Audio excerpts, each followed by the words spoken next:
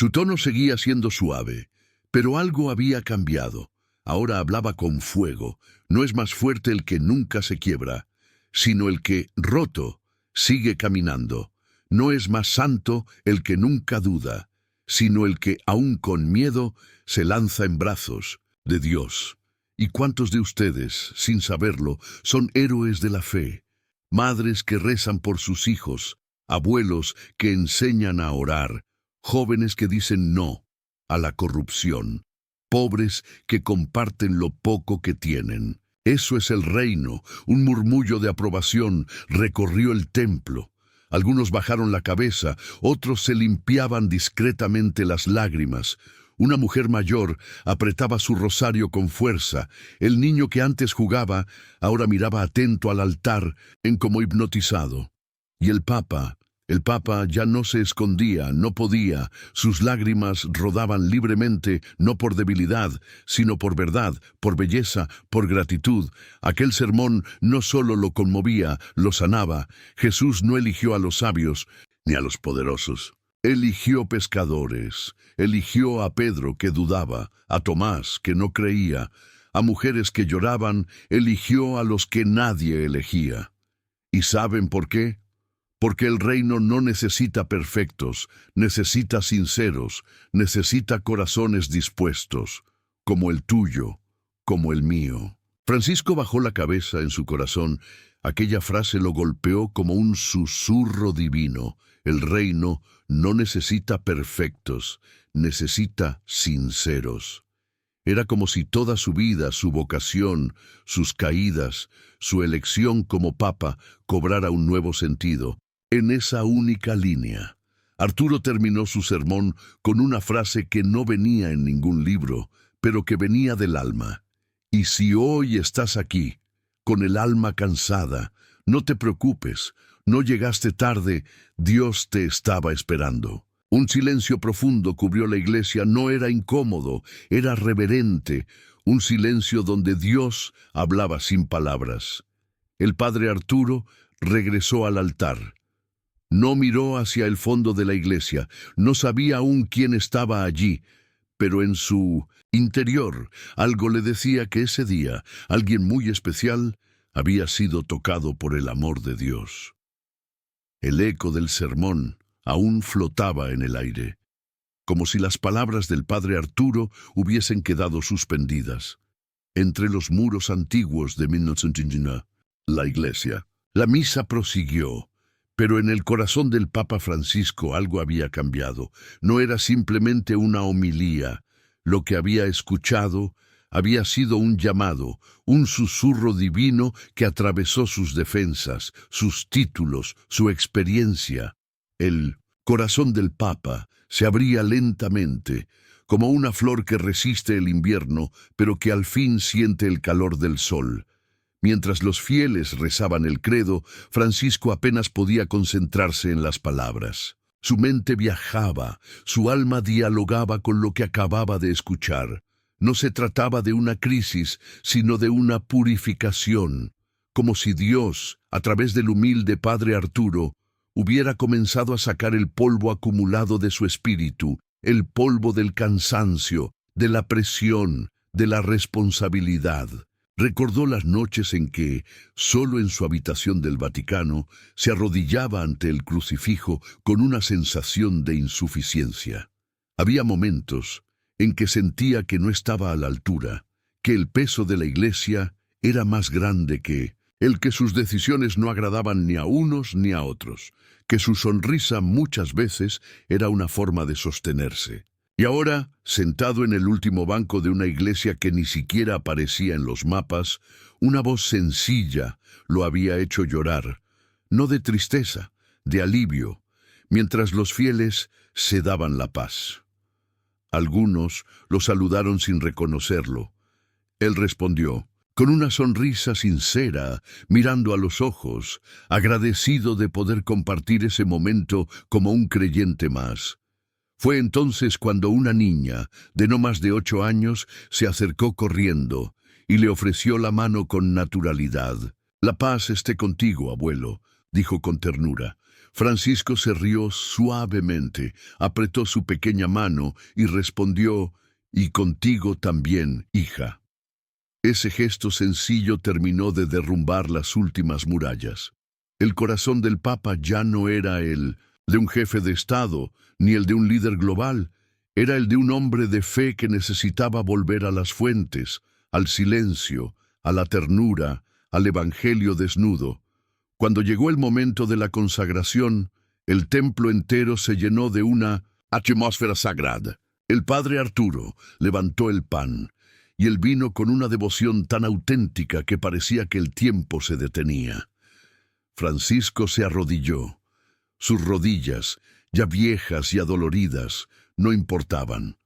Lo hacía con el alma postrada, como quien reconoce la presencia real de Cristo, no solo en el altar, sino en lo que acababa de vivir.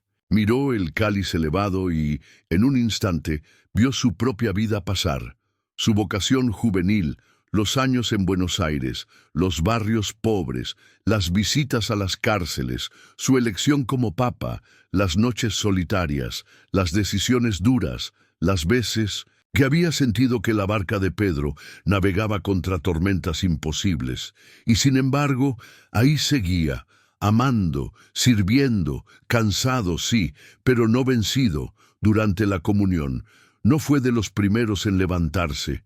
Esperó. Observaba con ternura cómo los fieles se acercaban al altar con sus historias, sus cargas, sus esperanzas. Veía en cada uno de ellos un reflejo del pueblo de Dios, frágil, sí, pero sediento de algo verdadero, cuando finalmente se puso de pie y caminó hacia el altar. El padre Arturo lo miró con sorpresa, lo reconoció. Sus ojos se agrandaron, pero no dijo nada. Le ofreció la hostia con las manos temblorosas, el cuerpo de Cristo. Dijo con reverencia: «Amén», respondió Francisco, con una lágrima rodando. Por su mejilla no hubo anuncios, no hubo revelaciones, solo una mirada profunda entre dos hombres que sabían lo que significaba entregarse cada día, aunque doliera, y en ese instante el corazón del Papa se abrió por completo, no por debilidad, sino porque entendió algo esencial, que incluso él, pastor de pastores, necesitaba dejarse pastorear de vez en cuando, y que la voz de Dios no siempre llega desde lo alto, sino desde abajo, en la voz de un sacerdote anónimo, en una iglesia humilde, en una niña que lo llama abuelo. La misa concluía, pero dentro de él una renovación estaba apenas comenzando. La misa había terminado. La última bendición fue pronunciada con la misma humildad que marcó cada instante de la celebración. El padre Arturo, con la voz aún cargada de emoción, dio las gracias a todos por su presencia. Algunos fieles se levantaron rápidamente, otros permanecieron unos minutos más en sus bancos, en oración silenciosa, como si no quisieran dejar ir la atmósfera sagrada que aún impregnaba el aire. El Papa Francisco seguía allí, sentado en la última fila, con las manos unidas y los ojos cerrados. No tenía prisa. No quería romper ese instante con ningún movimiento innecesario. Sentía que estaba en el corazón de un misterio. Por unos largos minutos, la iglesia se llenó de un silencio profundo, tan denso que se podía sentir en la piel. No era un vacío, era un silencio lleno de sentido, de presencia, de Dios. El padre Arturo apagaba algunas velas cerca del altar cuando levantó la vista y volvió a ver al anciano que había llorado durante su homilia. Sus gestos le resultaban cada vez más familiares, y de pronto el corazón le dio un vuelco. Lo reconoció no por la ropa, austera como la de cualquier fiel, sino por la mirada, por esa mezcla de ternura y peso, de cercanía y profundidad. Era él, el Papa, no solo, ni a pedir una bendición. Solo lo miró y se quedó quieto. Francisco se puso de pie con calma. Caminó lentamente por el pasillo central, mientras algunos fieles, ya saliendo, lo saludaban sin saber quién era. El sol entraba por los vitrales, proyectando colores cálidos sobre el suelo de piedra. Cada paso era una oración, una entrega, un renacimiento. Cuando llegó cerca del altar, sus ojos se cruzaron con los del padre Arturo. Ninguno de los dos habló al principio, solo se miraron. Un sacerdote sencillo, un papa tocado en lo más profundo, dos siervos del mismo Señor. Reconociéndose sin protocolos, el silencio lo decía todo. No hacían falta palabras para que uno supiera lo que el otro sentía. Arturo rompió el momento con una leve inclinación de cabeza, como saludando a un hermano mayor. Francisco respondió del mismo modo, con una sonrisa cargada de gratitud. Luego se acercó unos pasos más y con un hilo de voz apenas audible murmuró «Gracias». Arturo lo miró conmovido. «Gracias a usted por escuchar con el corazón», respondió, y de nuevo el silencio volvió a envolverlos, pero esta vez no era un silencio pesado ni incómodo, era como una melodía que solo el alma podía oír. Un lenguaje sin palabras, donde todo se comprendía. El Papa se sentó en uno de los bancos cercanos al altar, y Arturo hizo lo mismo, respetando la pausa sagrada. Por unos minutos simplemente compartieron el espacio, uno a los pies del otro, uno conmovido por el otro. No había cámaras, no había discursos, solo la presencia de Dios, entre dos hombres que, sin importar sus cargos o diferencias, compartían una misma misión, amar, servir, anunciar, y ambos sabían que para hacerlo bien, a veces era necesario detenerse, escuchar, ser tocado. El silencio se convirtió en plegaria. Francisco tomó el rosario que llevaba en el bolsillo y comenzó a pasarlo entre sus dedos. No rezaba en voz alta, pero su mirada estaba fija en la cruz. Arturo lo acompañaba desde el otro lado, con los ojos cerrados, dejando que ese momento se grabara en su memoria como uno de los más sagrados de su vida. Pasaron 10 minutos, tal vez 15. Ninguno sintió el tiempo.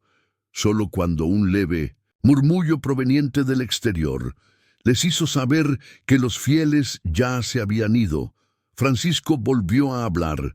Este lugar, esta misa, esta palabra, me recordaron que el buen pastor también necesita que le hablen al corazón de vez en cuando. Arturo asintió, con lágrimas silenciosas en los ojos, y el buen pastor dijo con voz firme, pero temblorosa, también tiene derecho a ser oveja de vez en cuando, a ser cuidado, a ser consolado.